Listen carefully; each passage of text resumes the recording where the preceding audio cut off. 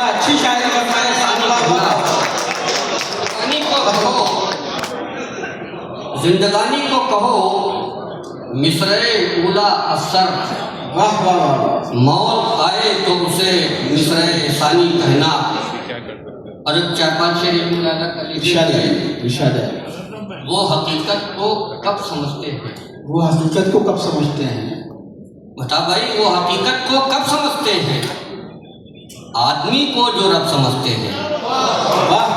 वो हकीकत को कब समझते हैं? आदमी को जो रब समझते हैं। वो हकीकत को कब समझते हैं? आदमी को जो रब समझते हैं।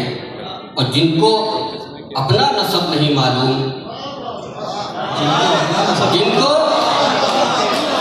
जिनको अपना नसब नहीं मालूम, वो मुझे कम नसब समझते हैं। बहुत अच्छा है।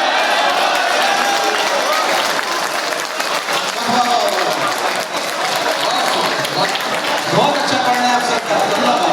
मालूम वो मुझे वाह वाह। जिनको अपना नसब नहीं मालूम, वो मुझे कम नसब समझते हैं। जिनको अपना नसब नहीं मालूम, जिनको अपना नसब नहीं मालूम, वो मुझे कम नसब समझते हैं। और आपकी गुफ्तगू से जाहिर है, आपकी गुफ्तगू से जाहिर है, आपकी गुफ्तगू से जाहिर है आप कितना अदब समझते हैं। बहुत अच्छा है, बहुत अच्छा है।